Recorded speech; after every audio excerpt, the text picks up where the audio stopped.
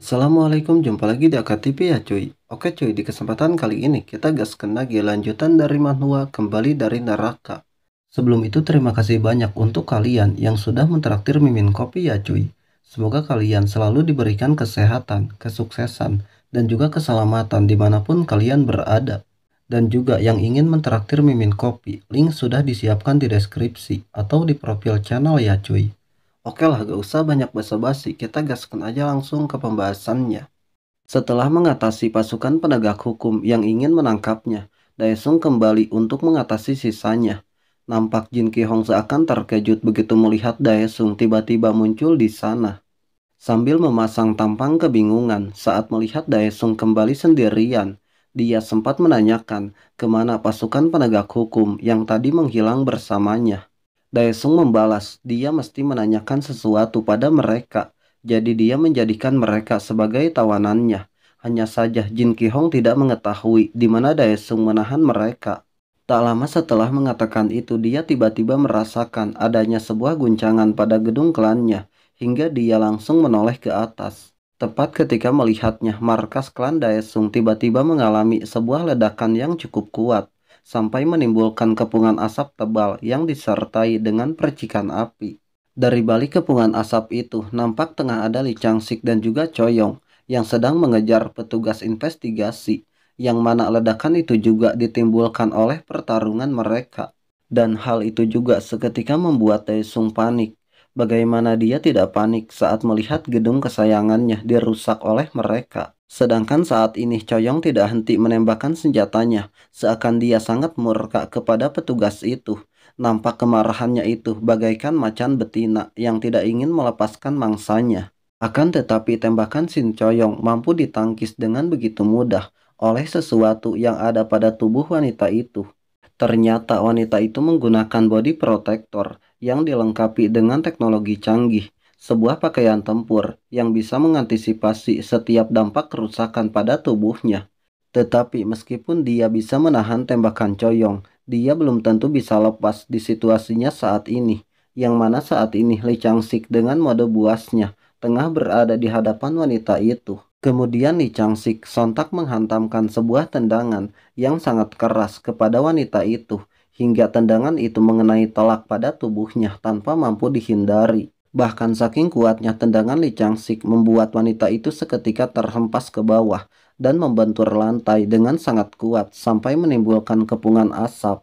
Setelah menghempaskan wanita itu, Lee Changsik dan Choyong langsung menyusulnya ke bawah dikarenakan tidak ingin melepaskan petugas itu. Namun ketika mereka sampai di bawah petugas investigasi itu, ternyata sudah tidak ada di sana. Yang mereka dapati hanya sebuah lubang di lantai bekas hantamannya. Dan di saat itu juga Jin Ki-hong sontak terkejut bagaikan orang bodoh ketika melihat Taesung yang tadi di sana tiba-tiba kembali menghilang. Tentunya Lee Changsik mengetahui bahwa Daesung telah mengejarnya. Nampak petugas investigasi itu tengah mencoba untuk kabur selagi ada kesempatan. Dia menyadari tidak akan bisa menghadapi klan Daesung tanpa bantuan benda pusaka yang telah diamankan oleh Jin Ki-hong.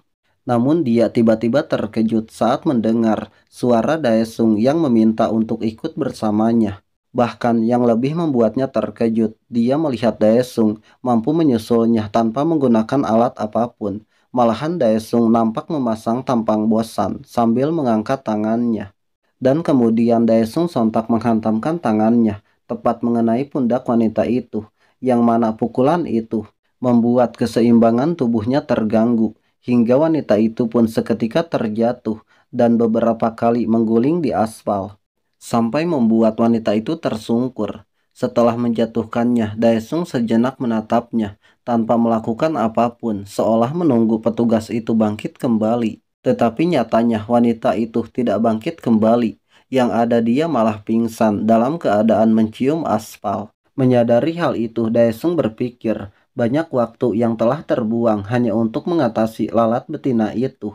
Apakah ia mesti menyerahkan sisanya pada Chan Ho dan langsung pergi ke Jepang? Sedangkan di Jepang, lebih tepatnya di lokasi kemunculan Gate, saat ini Yongchil nampak sangat gelisah dan juga cemas dengan keadaan si botak yang masih terperangkap di dalam gate itu.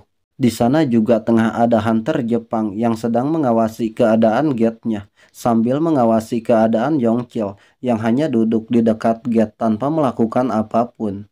Walaupun mereka sempat cemas melihat Yongchil hanya diam saja di depan gate itu, tetapi tidak ada yang bisa Tezuka lakukan juga, dikarenakan Yongchil tidak ingin pergi kemanapun sampai Daesung tiba. Tepat di saat itu juga Daesung akhirnya tiba di sana.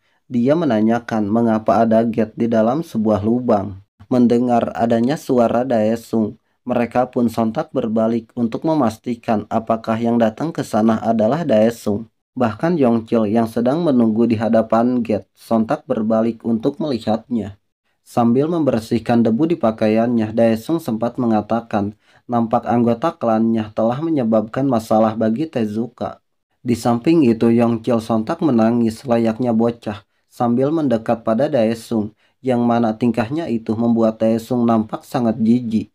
Tetapi tangisannya malah semakin menjadi, bahkan dia sampai memeluk kaki Daesung. Dia tidak henti merengek meminta Daesung menyelamatkan si botak. Melihat tingkah Yongchil yang seperti itu, dia pun meminta untuk melepaskan kakinya. Lalu dia menanyakan apakah si botak terperangkap di dalam sana. Dia mengatakan bahwa di dalam sana ada alien yang sangat menakutkan dan si botak terperangkap di dalam sewaktu menyelamatkan dirinya. Mendengar pengakuan Yongchil, dia menyampaikan jika itu alien, maka bisa dipastikan makhluk itu adalah antek dari klan Honshu. Di saat Daesung akan langsung pergi untuk memastikannya, Tezuka sempat menawarkan pasukan pendukung untuk menemani Daesung dalam melakukan penyelamatan si botak. Tetapi Daesung menolaknya. Dia hanya meminta mereka untuk membawa Yongchil pergi sejauh mungkin dari tempat itu, lantaran dia tidak akan tahu apa yang akan terjadi selama berada di dalam sana. Setelah mengatakan itu pada mereka, dia bergegas masuk ke dalam gate untuk menyelamatkan si botak sebelum semuanya terlambat. Nampak mereka seakan terkejut ketika melihat Daesung menyelinap masuk ke sana. Bahkan Tezuka sempat berpikir apakah dia juga bisa memiliki kemampuan menyelinap seperti Daesung. Sedangkan di dalam sebuah gate, si botak yang sangat ketakutan hanya bisa sembunyi sampai ada yang bisa menolongnya. Walaupun tempat itu memiliki bau yang sangat menyengat. Dia tidak tahu sampai kapan dia bisa bertahan dan sembunyi di tempat yang dipenuhi oleh bangkai, yang tentunya membuat dia kesulitan untuk bernapas. Tapi dia tetap bertahan walaupun tempat itu menakutkan dan memiliki aroma yang sangat mencekam, dikarenakan dia yakin Yongchil sedang mencoba untuk menyelamatkannya. Namun tanpa diduga tumpukan bangkai itu kembali menguap ke atas, disertai dengan teriakan meminta tolong. Seakan semua mayat itu sangat menderita, yang mana teriakan itu juga membuat si botak tidak sanggup menahan rasa kasihannya, tetapi tidak ada yang bisa dia lakukan untuk menolong mereka. Tepat di saat yang sama, sebuah tebasan sontak memotong benda yang terhubung kepada semua mayat itu. Dan tebasan itu ternyata dilakukan oleh Daesung. Dia seakan sangat kesal saat melihat pemandangan yang sangat menjijikan pada tempat itu. Tanpa dia ketahui bahwa di dalam lubang itu ada si botak yang sedang sembunyi. Dan nampaknya si botak juga hanya terkejut melihat Daesung tanpa memiliki nyali untuk memanggilnya, lantaran dia sangat takut oleh pemilik tempat itu. Ketika Daesung tengah melihat sekeliling tempat itu, dia sempat melihat adanya sesuatu yang tiba-tiba melesat ke arahnya. Mengetahui bahwa yang melesat ke arahnya adalah pukulan musuh, dia sontak menahannya dengan satu tangannya, tetapi dia sempat terkejut ketika pukulan yang menghantam kepadanya memiliki tekanan yang kuat. Sampai pukulan itu pun sontak menghempaskannya dengan lumayan jauh hingga menghantam ke sebuah bebatuan yang ada di sana.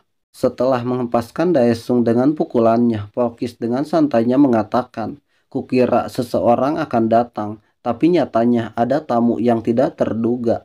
Tidak hanya Polkis tetapi uskup wanita yang sebelumnya bekerja sama dengan Anderson ternyata telah menunggu kedatangan Daesung ke sana. Demi bisa menghabisi Daesung, wanita itu sontak menembakkan sebuah serangan yang sangat kuat ketika Daesung belum melakukan apapun, hingga serangan itu seketika meledak begitu mengenainya. Nampak efek ledakan itu juga mampu menghancurkan bebatuan yang ada di sekitar Daesung. Tetapi meskipun dampak serangannya sangat kuat, serangan itu sama sekali tidak dapat melukai Daesung. Malahan dia masih tetap santai sambil mengatakan, sepertinya kalian bahkan tidak punya waktu untuk menyapaku." Melihat serangan mereka tidak berdampak apapun, wanita itu meminta Polkis melakukan invokasi. Tetapi Polkis mengatakan, jika melakukan invokasi di sana, pasti akan membatasi gerakan mereka. Di samping itu, Daesung nampak santai saja membersihkan debu di bajunya, seolah dia tidak peduli dengan apa yang akan dilakukan oleh dua uskup itu. Setelah membersihkan bajunya, dia pun sontak memasang tampang bengis sambil menanyakan apakah ini adalah gilirannya. Lalu wanita itu langsung menggunakan kekuatannya ke tempat penampungan mayat, yang mana di tempat itu masih ada si botak yang masih sembunyi. Sedangkan si botak hanya bisa menutup telinganya dengan sangat kuat, lantaran tidak sanggup mendengar teriakan meminta tolong pada tempat itu. Melihat kekejaman wanita itu, Daesung sempat mengatakan, manusia biasanya sensitif dengan perasaan sakit pada sesama mereka, tetapi dia tidak yakin tentang mereka. Tidak dia sangka semua Antekonse memiliki kebiasaan yang sangat menjijikan dan juga kejam. Setelah mengatakan itu, dia pun langsung menggunakan pelepasan mana untuk membalas kekejaman mereka terhadap umat manusia. Pelepasan mana yang Daesung gunakan kali ini seketika menimbulkan sebuah ledakan kekuatan yang sangat kuat. Berbeda dengan yang biasanya dia lakukan, seolah saat ini dia sangat murka pada mereka.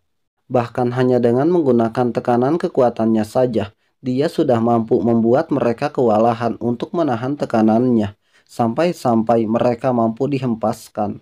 Melihat tekanan kekuatan Daesung, wanita itu sempat tidak menduga bahwa Daesung ternyata menyembunyikan kekuatan yang sangat besar.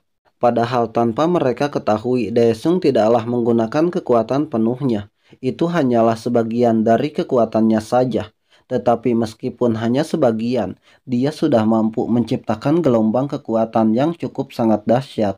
Dan nampaknya aura kekuatan yang Daesung gunakan seketika berubah, seolah dia telah menggunakan mode Demon King. Sambil menatap dengan tatapan tajam, Daesung sontak menebaskan pedangnya. Dia menggunakan kekuatan kegelapan yang disebut dengan Infinity Torment. Nampak sebuah bayangan hitam yang dihasilkan oleh tebasan itu sontak menuju ke arah mereka, yang mana mereka saat ini masih kewalahan menahan hempasan dari kekuatan Daesung. Tentunya dalam keadaan itu, mereka nampak terkejut disertai dengan ketakutan saat melihat bayangan hitam mulai mendekat pada mereka. Sementara itu di tempat yang tidak jauh dari mereka, bayi sang Titan yang kini telah tumbuh menjadi semakin besar, seolah menunjukkan suatu keanehan yang belum pernah terjadi. Dan sontak bayi sang Titan tiba-tiba membuka matanya. Hal itu menunjukkan bahwa kebangkitannya sudah semakin dekat.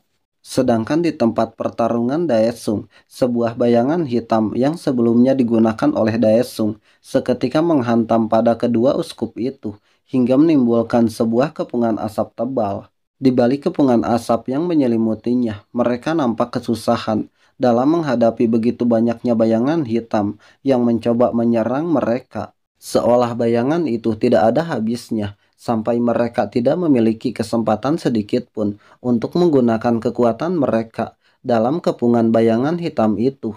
Daesung yang melihat mereka sontak tertawa senang, bagaikan melihat sebuah pertunjukan.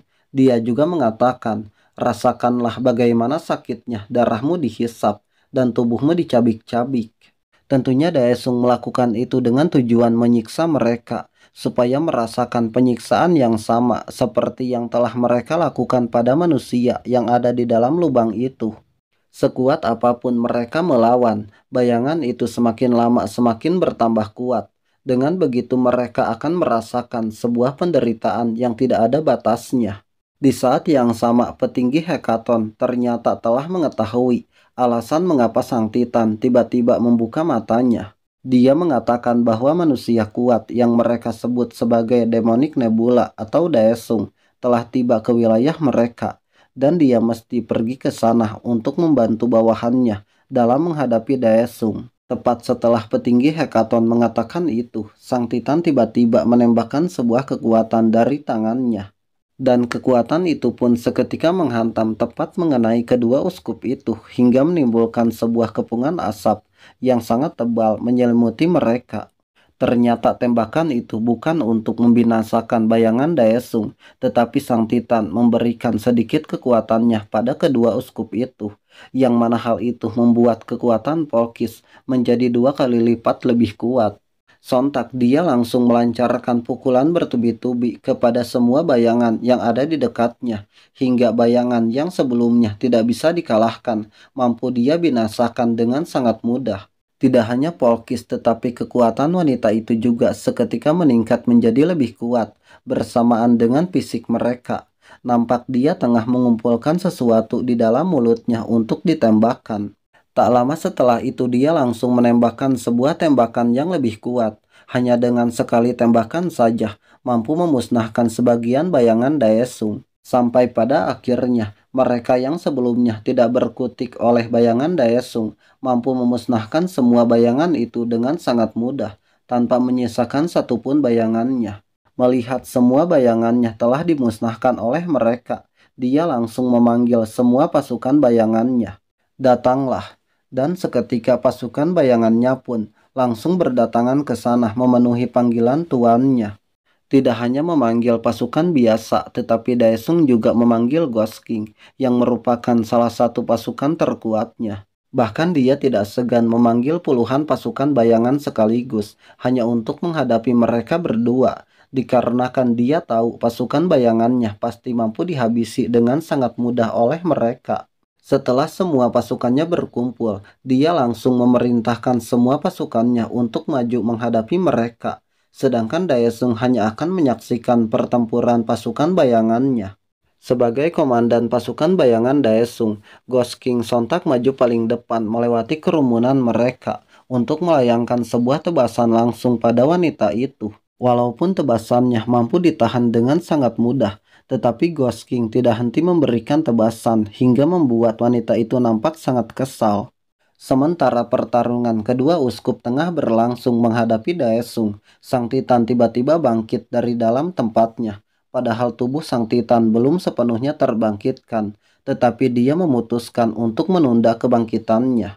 Dan hal itu juga sontak membuat petinggi Hekaton nampak terkejut begitu melihat sang Titan tiba-tiba terbangkitkan.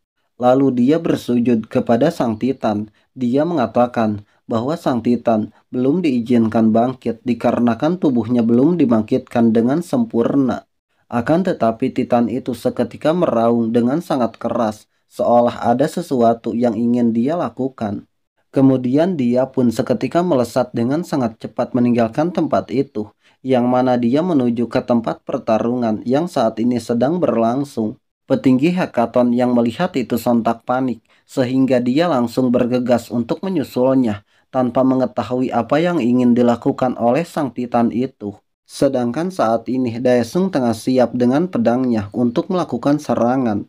Sebelum itu dia mengatakan bahwa ini adalah akhir bagi kedua uskup itu. Dan kemudian Daesung sontak menjatuhkan sebuah api hitam yang sangat besar dan juga panas, tepat ke arah mereka, yang saat ini tengah disibukkan oleh pasukan bayangan Daesung sebagai pengalih perhatian mereka. Polkis yang melihat api hitam itu tengah melesat ke sana, nampak memasang tampang panik, seolah tidak ada yang bisa dia lakukan untuk menahannya.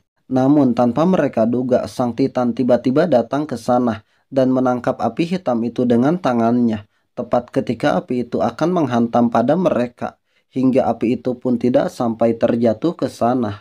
Sontak Daesung nampak terkejut begitu melihat api hitam yang berasal dari pedangnya mampu ditahan dengan sangat mudah oleh Titan itu.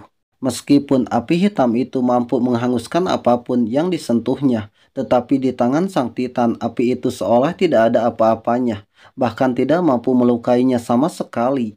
Hal itu juga tentunya membuat Polkis terkejut saat melihat sang Titan tiba-tiba bangkit sebelum waktu kebangkitannya. Sedangkan saat ini sang Titan tiba-tiba melayangkan telapak tangannya yang sangat besar ke arah semua pasukan bayangan Daesung yang saat ini tengah berkumpul tepat di bawahnya. Dan seketika tangannya pun langsung menghantam kepada semua bayangan Daesung, hingga menimbulkan sebuah kepungan asap tebal akibat kuatnya hantaman tersebut. Tidak hanya menghancurkan sebagian tempat itu, hantaman itu juga seketika memusnahkan semua pasukan bayangan yang ada di sana, sedangkan Daesung hanya melihatnya tanpa berbuat apapun. Kemunculan makhluk itu juga seketika membuat si botak nampak sangat ketakutan, hingga dia berteriak sekencang mungkin. Daesung yang melihat semua pasukan bayangannya mampu dibinasakan dengan sangat mudah, dan api hitamnya juga mampu ditaklukkan. Dia sempat memikirkan apakah kemampuannya tidak berpengaruh pada Titan itu. Tepat di saat yang sama dia akhirnya menemukan si botak yang saat ini tengah ketakutan. Dan kebetulan posisinya juga tidak jauh dari gate itu. Sambil melihat kepada si botak, Daesung kembali berpikir, lebih baik dia menyudahi pertunjukannya untuk saat ini, dan lebih mengutamakan keselamatan si botak. Dan scene bersambung, nantikan cerita selanjutnya hanya di AKTV. Jangan lupa like, comment, subscribe, dan share juga ke teman-teman kalian. Semoga terhibur dan terima kasih.